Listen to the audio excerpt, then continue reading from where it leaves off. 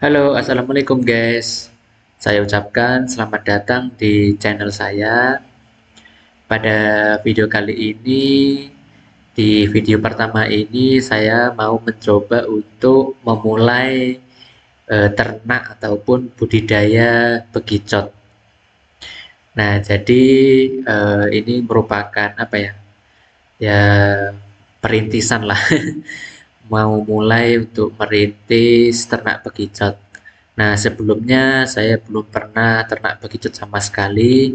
Ini merupakan kali pertama saya untuk beternak bekicot. Jadi saya mau mencoba. Bismillah, mudah-mudahan berhasil.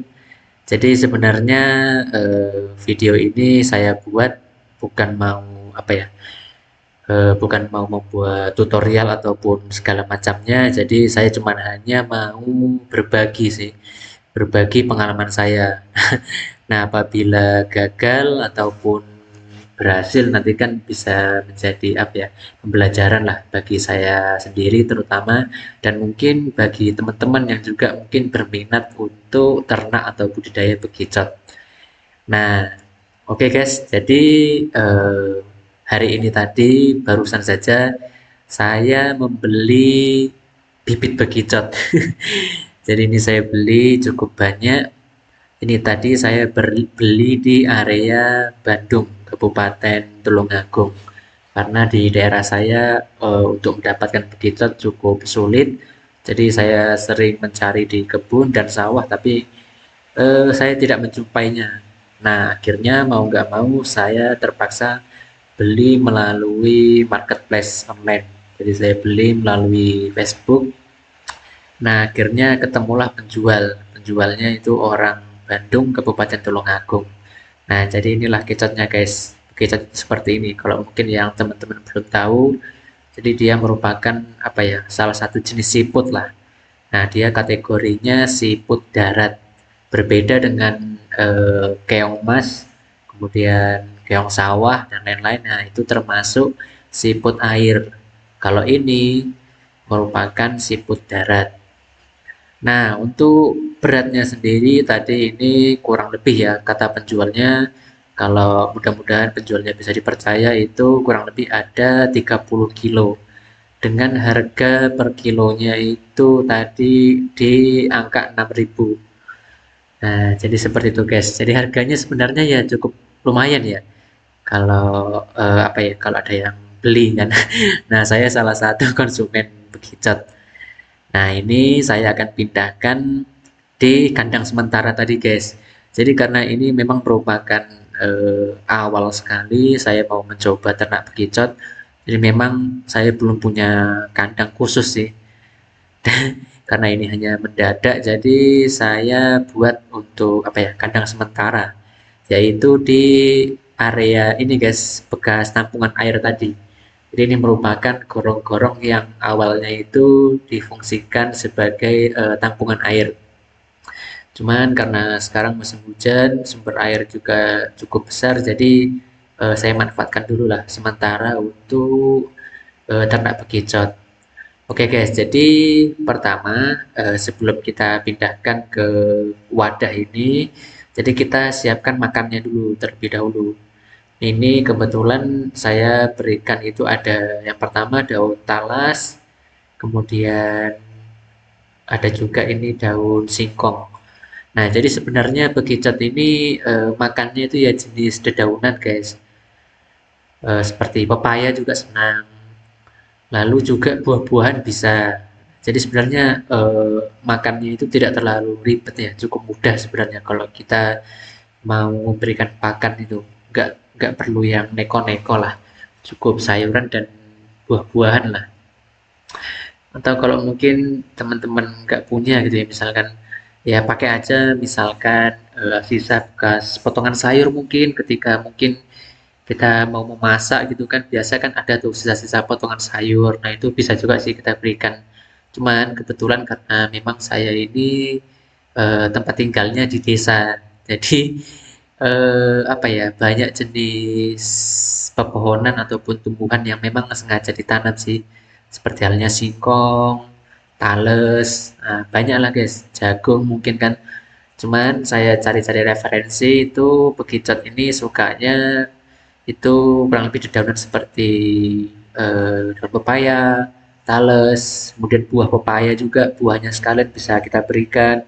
Kemudian mungkin buah lain, mungkin apa ya, pisang, mungkin bisa daunnya gitu kan.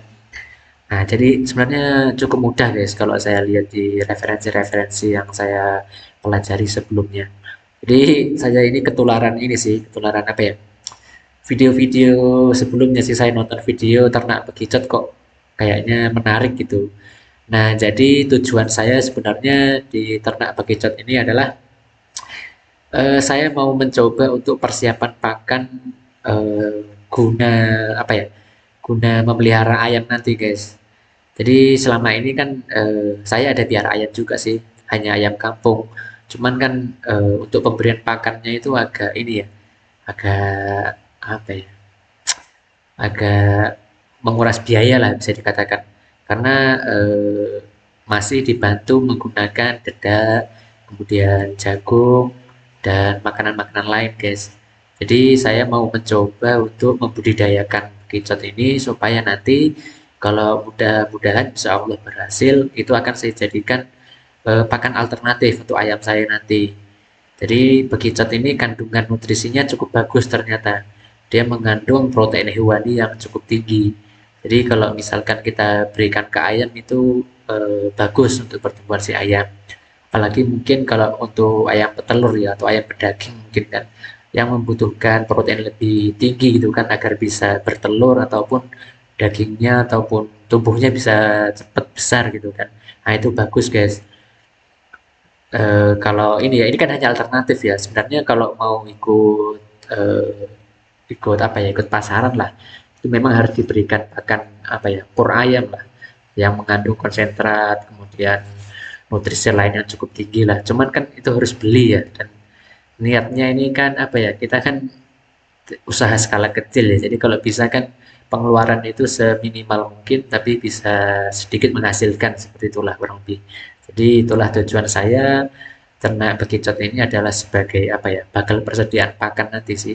Kedepannya saya mau coba untuk piara ayam, mungkin ayam petelur sih nanti.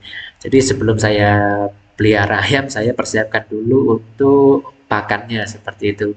Jadi itulah sebenarnya tujuan awal saya untuk budidaya bekicot ini, untuk persediaan pakan lah. Cuman kedepannya tidak menutup kemungkinan apabila ada ini sih, mungkin ada yang perlu gitu kan bekicot untuk dijadikan sate mungkin ya. Jadi kan ada juga ya penjual-penjual sate guys di tempat saya itu. Biasanya dijadikan sate, sate bekicot atau sate 02 seperti itu. Apabila laku nanti akan saya jual juga sih. Tapi untuk sementara ini prioritas saya itu adalah sebagai persiapan pakan untuk nanti saya ketika piara ayam seperti itu. Jadi mudah-mudahan di percobaan awal ini mudah-mudahan ternaknya berhasil, bisa berkembang biak semakin banyak, jadi pakan nanti cukup untuk memenuhi kebutuhan protein hewani si ayam seperti itu guys.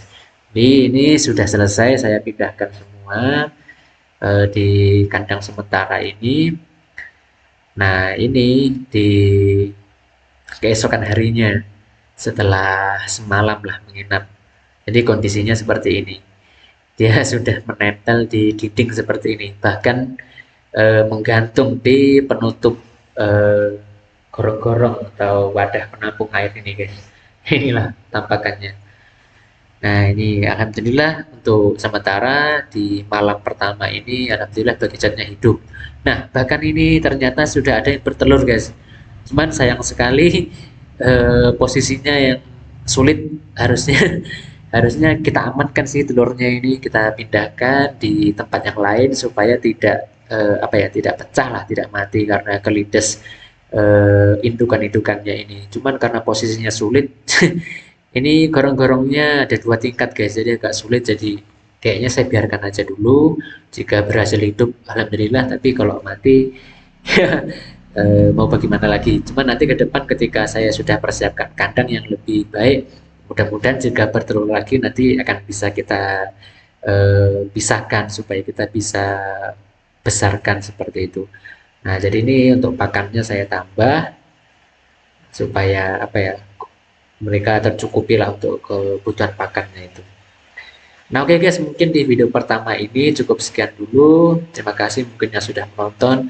Kalau ada yang mau memberikan komentar dan sarannya, saya berterima kasih. Mohon dibantu komen dan sarannya seperti itu karena saya masih pemula, masih awam gitu kan di bidang ini. Oke, terima kasih yang sudah menonton. Sampai ketemu di video berikutnya. Sampai jumpa. Assalamualaikum.